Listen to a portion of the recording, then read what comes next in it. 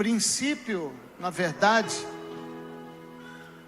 sempre que nós obedecermos os princípios da palavra de Deus, sempre que nós andarmos nos princípios da palavra de Deus, Deus irá à frente. É impossível Deus não estar conosco se nós estivermos obedecendo os princípios da palavra de Deus. E nós encontramos em toda a Bíblia homens que resolveram andar perante os princípios da palavra de Deus. Em toda a história bíblica nós vamos encontrar vários personagens. Inclusive um dos maiores profetas do Antigo Testamento, chamado Elias. Elias resolveu caminhar pelo propósito do Senhor. Elias foi levantado por Deus. Quando Elias falava, quando Elias profetizava, Deus ia à frente e cumpria. Elias chegou a dizer: não chove mais nesse território, até que da minha boca saia a ordem. E Deus cumpriu. No momento que Elias declara que não haveria mais chuva, Deus sela os céus, até que lá na frente, depois de 3 anos e meio, então Deus vem e faz chover através da palavra de Elias. Quer dizer, aquilo que Elias falou, Deus cumpriu. E quando foi para acabar a seca, então Elias vai precisar do Senhor. Pergunte por quê?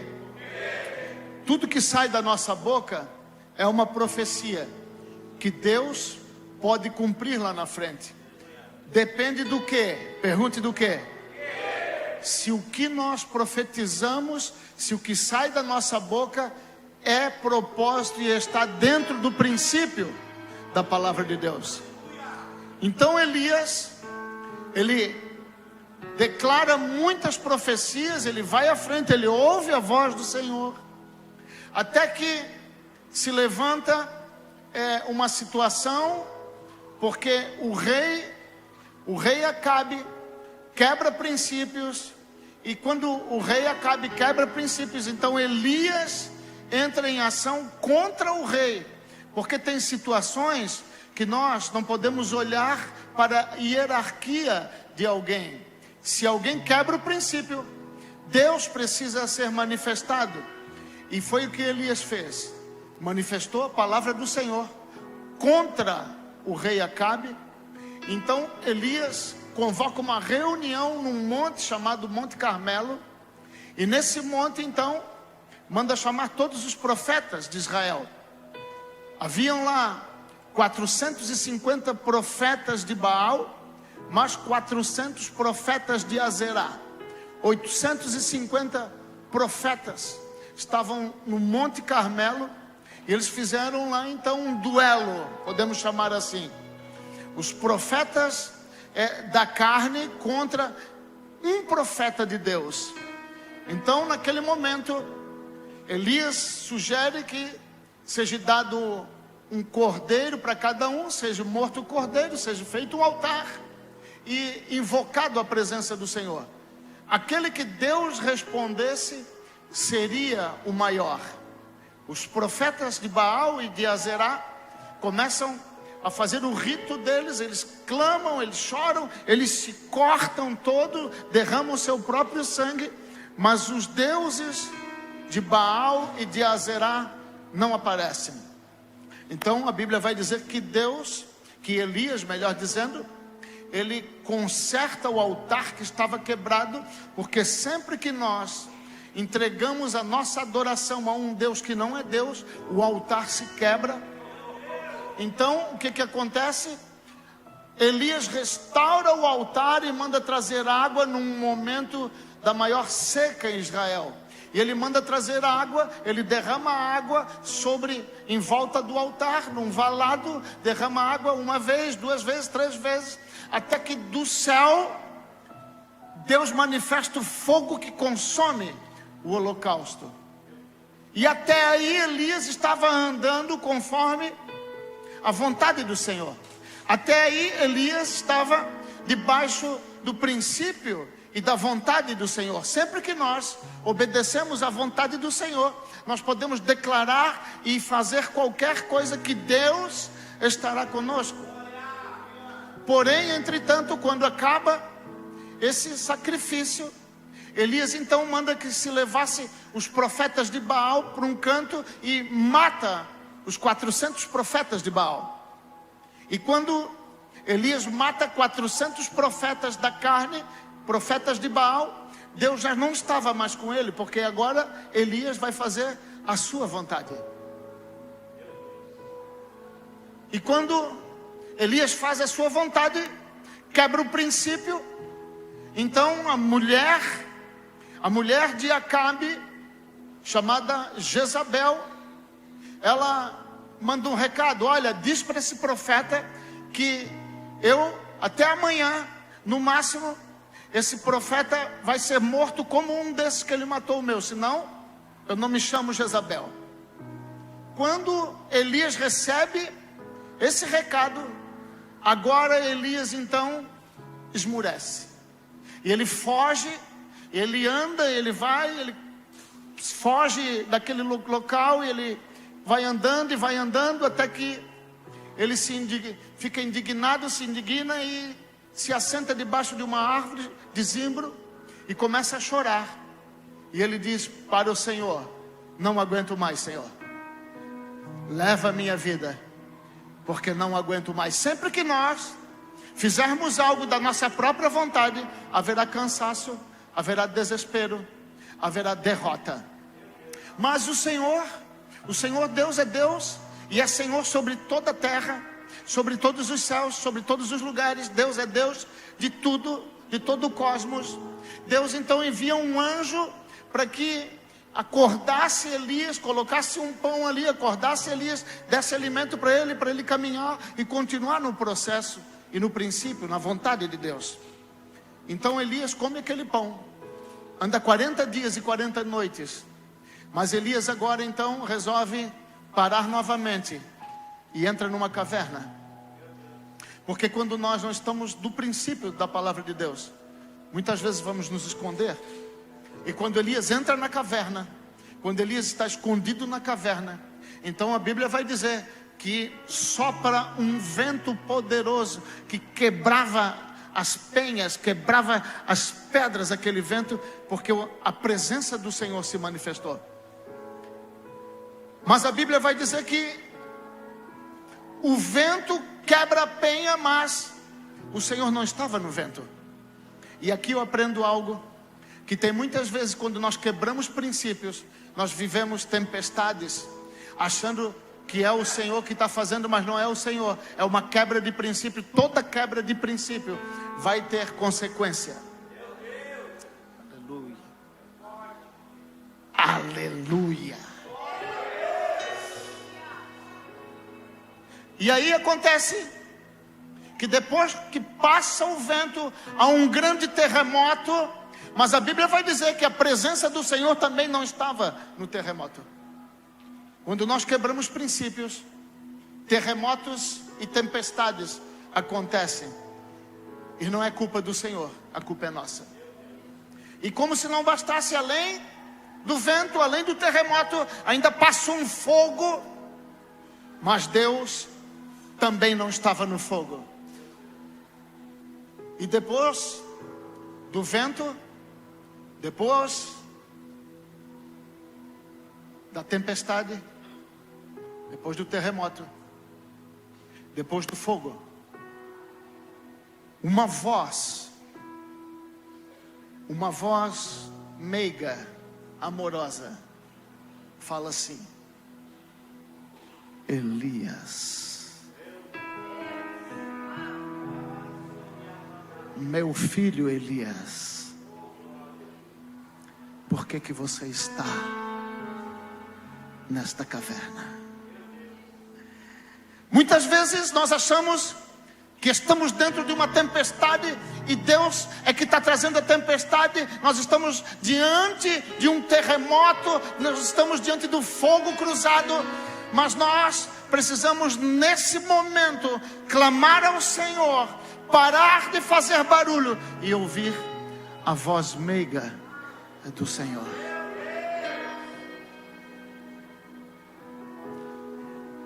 Então Deus vai falar mansamente com Elias, e Deus vai dizer: Elias, meu filho, no momento em que você resolveu andar sozinho, houve tempestade, ventos fortes, fogo. Mas faça o seguinte, Elias: sai da caverna. Eu tenho uma missão para ti ainda. Você vai sair daqui, você vai ungir um rei. Vai ungir 2 reis, melhor dizendo. Unja um rei na Assíria, unja um rei em Israel, e unja também um profeta em teu lugar. Porque você, Elias, cansou, porque você resolveu fazer a sua vontade. Sempre que nós fazemos a nossa vontade, sempre que a gente decide por nós mesmos, sempre que a gente decide pagar um preço para conquistar algo, ainda que esse algo custe virar as costas para Deus, nós estaremos cansados, e Deus vai chamar outro profeta em nosso lugar. E Deus diz: Elias, vai, unge esses 2 reis, e unge Eliseu, um profeta, no seu lugar. Agora pergunte para mim o que aconteceu. Elias não ungiu nem os 2 reis, nem um profeta. E aqui existe uma chave. Nós não podemos andar, nós como igreja que adora o Senhor, igreja que traz a presença do Senhor, igreja que ouve a voz do Senhor, igreja que obedece a voz do Senhor, nós não podemos andar quebrando princípios. Toda quebra de princípios haverá uma recompensa negativa para cada um de nós. E aí então, meus irmãos, gostaria que abrisse o texto aqui em Romanos capítulo 11, versículo 1. Romanos capítulo 11, versículo 1. Coloca a mão no teu coração. Deixa eu orar. Pai santo e amado, ensina a tua igreja um pouco mais essa noite. Nós queremos aprender mais de ti, Senhor. Nós queremos que a tua presença seja manifesta. Não é por nós, Pai, não é por nós que o Senhor faz. Nós só precisamos estar atentos a obedecer a tua voz. Precisamos estar atentos e cumprir os teus princípios, porque sabemos que tu és um Deus que está acima de todas as coisas, e tu és um Deus que, quando nós como igreja não quebramos princípios, nós podemos viver essa graça, porque a graça é que faz todas as coisas nas nossas vidas. Não há nada que possa fugir da graça do Senhor. A graça salva, a graça cura, a graça abre portas, a graça leva a tua igreja, Pai, a cumprir todo o propósito e todo o princípio. Por isso, nós queremos invocar essa noite a tua presença, Pai. Nós estamos pregando sobre a tua presença. Que a tua presença seja manifesta sobre a igreja um pouco mais, Senhor.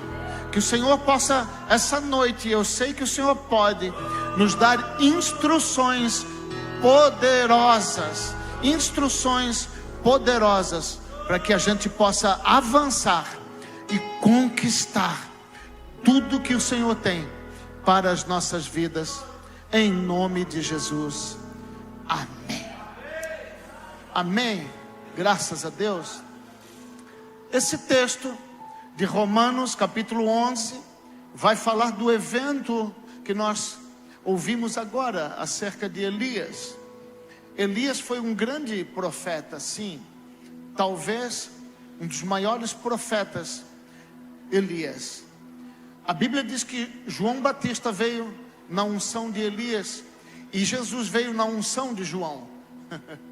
Só para que a gente possa entender o tamanho da unção que esse profeta Elias carregava. Mas o texto diz, através de Paulo, na carta aos Romanos, capítulo 11, versículo 1: digo, pois, porventura rejeitou Deus o seu povo? De modo nenhum, porque também eu sou israelita, da descendência de Abraão e da tribo de Benjamim. Verso 2: Deus não rejeitou o seu povo, que antes conheceu. Deixa eu abrir um parênteses. O povo de Deus está aqui. Ele te conheceu muito antes de você nascer.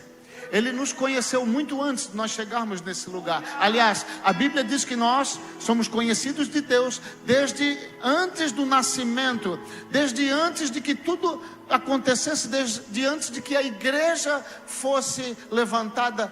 Deus já nos conhecia. A Bíblia diz que nós nascemos em Deus, saímos de Deus e Deus nos colocou aqui.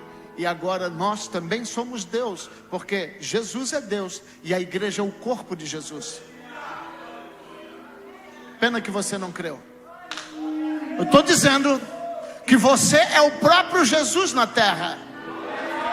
Que aquilo que você almejar, colocar as tuas mãos, pisar a planta dos teus pés e declarar com a tua boca que se cumpra, o próprio Deus vai fazer cumprir. Aleluia, aleluia. Deus não rejeitou o seu povo que antes conheceu. Ou não sabeis o que a Escritura diz de Elias, como fala a Deus contra Israel, dizendo, verso 3: Senhor, mataram os teus profetas e destruíram os teus altares, e só eu fiquei, e buscam a minha alma. Agora, interessante, verso 4, por favor, versículo 4. Mas que lhe diz a resposta divina? Reservei para mim 7.000 homens que não dobraram os joelhos a Baal. Elias achava que ele era o último. Elias achava que ele era o único. Elias achava que depois dele não teria outro profeta. Mas Deus está dizendo que se Elias não quisesse, Deus teria 7.000 joelhos para enviar no lugar de Elias. Aleluia, aleluia. Deixa eu te dizer, pelo menos 400 joelhos estão aqui reunidos hoje. Não, deixa eu repetir. Pelo menos 400 joelhos que Deus levantou para profetizar, para declarar que o Senhor continua sendo Deus e que não há coisas impossíveis para a igreja conquistar. Estão reunidos neste lugar. Portanto, ouça. Se você está passando por algum problema, se você tem que atravessar alguma muralha, ou derrubar alguma muralha, ou atravessar uma tempestade, um terremoto, eu não sei, mas uma coisa eu sei. Pergunte o quê? Só depende do que você declarar e daquilo que você obedecer. Aleluia, aleluia, aleluia, aleluia, aleluia. Verso 5 diz assim: assim, pois, também agora neste tempo ficou um remanescente, segundo a eleição da graça. Esse remanescente é Cristo, e nós que somos Cristo estamos dentro desse assunto. Amém? E aqui vem o detalhe final que eu quero falar desse versículo. Mas se é por graça, verso 6 aqui atrás. Mas se é por graça, já não é pelas obras. Nós precisamos parar de fazer as nossas obras e deixar a graça nos enviar. Mas se é por graça, já não é pelas obras. De outra maneira, a graça já não é graça. Quando eu coloco a minha mão, quando eu faço do meu jeito, quando eu decido, quando eu resolvo, é eu que resolvo, eu que decido, eu que faço, então não é mais graça. Elias matou os profetas, mas matou pela sua própria vontade. Deus não mandou Elias matar profeta nenhum. Se porém é pelas obras, já não é mais graça. Quer dizer, tudo que eu faço por mim mesmo, eu estou fazendo fora da graça. De outra maneira, a obra já não é obra. Agora, para finalizar, a obra de Deus, é isso que ele está dizendo. De outra maneira, a obra que eu tenho para a igreja já não é obra. O que eu tenho para a igreja é pela graça. Fora da graça não há nada, não resta nada. Não tem nada antes da graça, nem depois da graça. Na obra de Deus, tudo é pela graça. E o que é graça? Efésios capítulo 2, verso 9. Efésios capítulo 2, verso 9.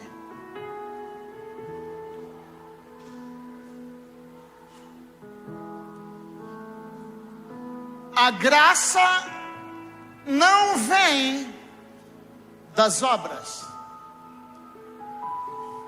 para que ninguém se glorie, para que ninguém chegue perante o Senhor e diga: Senhor, mataram os teus profetas, destruíram os teus altares, e só eu, o grande profeta da minha casa, restei. Quem é que está? Tem alguém pegando? Se tem alguém pegando, tá feio, meus irmãos, hein? Vou dar mais uma chance. Tem alguém pegando? Aleluia, aleluia. Verso 10. Porque somos feitura de Deus, e também nós fomos criados em... Aonde? Não, agora fala como quem realmente é criado aqui. Nós somos criados em... Somos criados em Cristo Jesus para as boas obras. Boas obras, obras que estão no Senhor, que fazem parte da graça do Senhor, obras que são edificadas em Cristo Jesus, as quais Deus já preparou há muito tempo, desde o princípio. Estas obras aí estão preparadas para que nós andássemos nelas. Querido, pega isso no teu coração. Pega isso no teu coração. Cada vez que nós obedecemos à vontade do Senhor, cada vez que nós fizemos algo para o Senhor, cada vez que nós ouvimos a voz do Senhor e caminhamos dentro do princípio do Senhor, a presença do Senhor irá na frente. A presença do Senhor irá na frente. A presença do Senhor derrubará toda a muralha. A presença do Senhor botará abaixo todo preconceito, todo levante, tudo que opera contra a igreja, seja lá o que for, vai cair quando a igreja andar através da graça. Aleluia. Aleluia. Aleluia. Fecha os teus olhos só um minutinho, por favor. Se você pode, fecha os teus olhos. Pai Santo, aqui estão os profetas da tua igreja. Aqui está reunido, Pai, o teu povo. O povo que vem no espírito de Elias. O povo que anda no espírito de João. Mas o povo que principalmente obedece à vontade do Pai, porque é o Senhor Jesus Cristo. Eu declaro agora, Pai, em nome de Jesus, que toda enfermidade, não interessa se o CIS está cheio, não interessa se o mosquito da dengue está na cidade, não interessa se a praga, se a peste, não interessa o que está rodeando cada filho, mas uma coisa interessa, porque Deus é poderoso, o Senhor é maravilhoso para livrar toda enfermidade, toda praga, todo terremoto, toda ventania, todo vento forte. E nós declaramos agora, em nome de Jesus, que nenhuma praga chegará na nossa casa, que nenhuma praga adentrará na nossa casa, porque nós temos o sangue do Cordeiro. Aleluia! Aleluia! Aleluia! Só mais um minutinho, por favor, de olhos fechados. Pai Santo, toda muralha que o diabo levantou contra a tua igreja, por alguma quebra de princípio, porque nós erramos sim, Pai.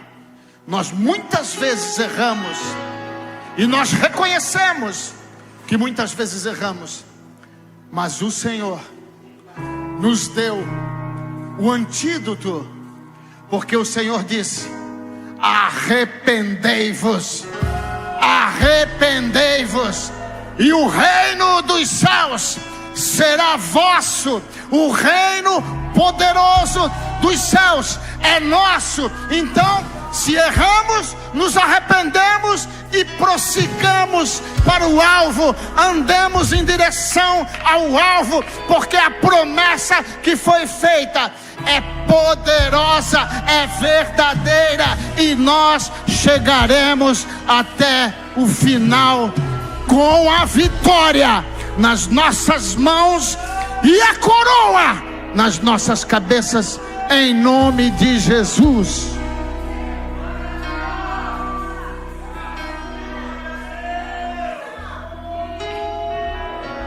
Aleluia, aleluia, Santo poderoso. Eu já vou encerrar, mas antes, Espírito Santo quer fazer um convite para algumas pessoas aqui dentro. E se você pode fechar os olhos mais um minutinho só, eu vou fazer essa oração e nós vamos encerrar. Pai Santo, poderoso, glorioso, maravilhoso, gentil, a tua voz que ecoa, Senhor, nos quatro cantos da terra, o teu Espírito que se move nesse lugar. Nesse momento o Senhor quer alcançar alguns filhos, e está escrito, Senhor, que só há uma maneira do Senhor, através da graça, nos salvar. E essa maneira é crendo que o Senhor ressuscitou, que o Pai ressuscitou o Filho. A salvação vem da crença da ressurreição, porque quem crê que o Pai ressuscitou o Filho, é salvo. E também ressuscitará no último dia, porque assim está escrito, que é a vontade do Pai. Então, talvez nesse momento hoje aqui, nunca ninguém pensou. Muitas pessoas estão na igreja e não sabem se são salvas ou não. Se você quer ter certeza da salvação, pense agora,